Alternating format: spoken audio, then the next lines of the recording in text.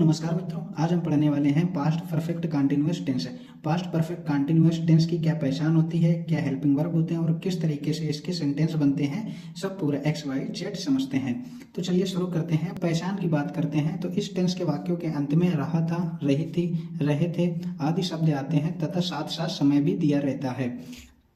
अब बात करते हैं हम हेल्पिंग वर्ब यानी कि सहायक क्रिया। सहायक क्रिया होती है इस टेंस की हैड बीन। जो हैड हम पढ़े थे पास्ट परफेक्ट में, वही हमारी यहाँ पर बन जाती है हैड बीन। हैड बीन का प्रयोग हम सिंगुलर सब्जेक्ट और प्लूरल सब्जेक्ट दोनों के साथ करते हैं तथा वर्ब के साथ आईएनजी फॉर्म का प्रयोग करते हैं। अब हम बात करते हैं इसके समय के बारे में ना, कि साथ साथ समय दिया रहता है और यह समय हमारा दो प्रकार से होता है, एक निश्चित समय और अनिश्चित समय। समय हमारा दो प्रकार से होता है, पहला निश्चित समय जिसको पॉइंट ऑफ टाइम बोलते हैं और अनिश्चित समय पीरियड ऑफ टाइम बोलते हैं। निश्चित समय के साथ हम यूज करेंगे सिंस का और अनिश्चित समय के साथ हम यूज करेंगे फॉर का। निश्चित समय तो समझिए निश्चित समय को कैसे याद रखेंगे। तो निश्चित समय में जैसे हमारा दिया गया है बजे, सन यानी कि महीना, ये हो गया डेज, फिर क्या हो गया वीक हो गया, इवनिंग, मॉर्निंग और नाइट। इसको याद कैसे करेंगे, जैसे कि बजे मैंने बोला 3 बजे, तो मुझे पूरा निश्चित समय मालूम हो गया कितने 3 बजे, यानी कि 3 ओ क्लॉक। बजे को इंग्लिश में क्या लिखेंगे ओ क्लॉक।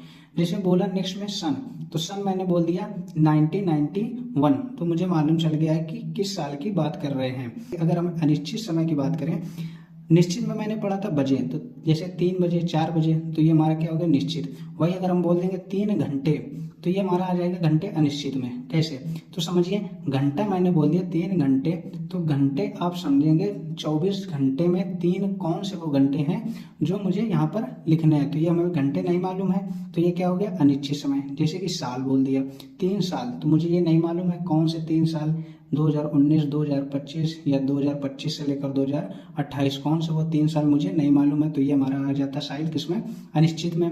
महीना, मंथ अगर आ जाएगा जैसे कि 2 मंथ, 4 मंथ, तो ये मुझे मंथ नहीं मालूम होता है, अगर मंथ का नाम ले दिया जाएगा तो वो हमारा किस में आ जाएगा निश्चित समय में आ जाएगा। वैसे हमारा डे हो जाता है और सप्ताह हो जाता है। सप्ताह एक महीने में 4 वीक होते हैं। अब हम बात करते हैं अफर्मेटिव सेंटेंस की।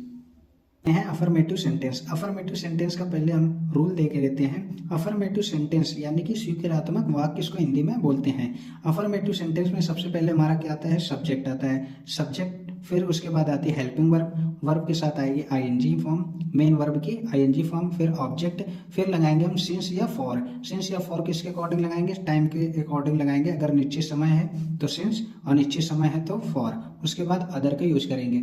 एग्जाम्पल में हमारा दिया गया है मैं कल 2 बजे से एक पुस्तक पढ़ रहा था, तो इसका इंग्लिश में ट्रांसलेट करेंगे। सबसे पहले हमारा क्या आएगा, सब्जेक्ट आएगा, तो सब्जेक्ट हमारा मैं दिया गया है, तो मैं के अंग्रेजी बनाएंगे आई, तो मैं के साथ लगाएंगे आई के बाद आएगी हमारी हेल्पिंग वर्ब, हेल्पिंग वर्ब आएगी हैड बीन, तो आई हैड बीन।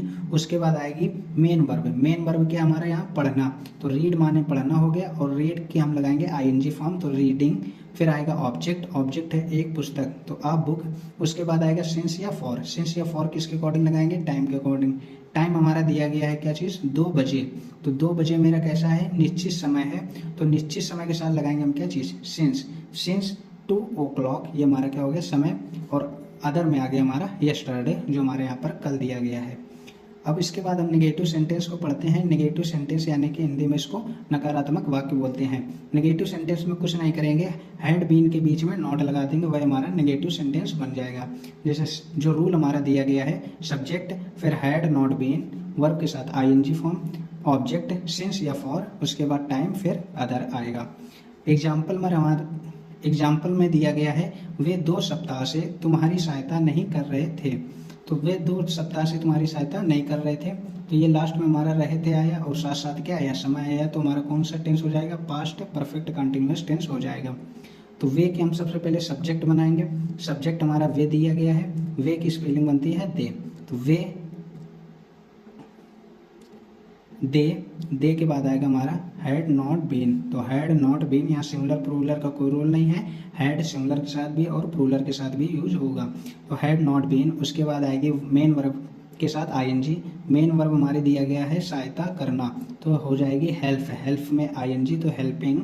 ऑब्जेक्ट में दिया गया है तुम्हारी, तो हेल्पिंग यू। फिर आएगा क्या चीज़, सिंस या फॉर, सिंस या फॉर लगाएंगे हम किससे, टाइम के अकॉर्डिंग। टाइम हमारे यहाँ दिया गया है 2 सप्ताह, तो 2 सप्ताह हमारा कोई निश्चित नहीं है, अनिश्चित है, तो अनिश्चित के साथ फॉर 2 वीक हमारा बन जाएगा समय। अब हम पढ़ते हैं इंट्रोगेटिव सेंटेंस।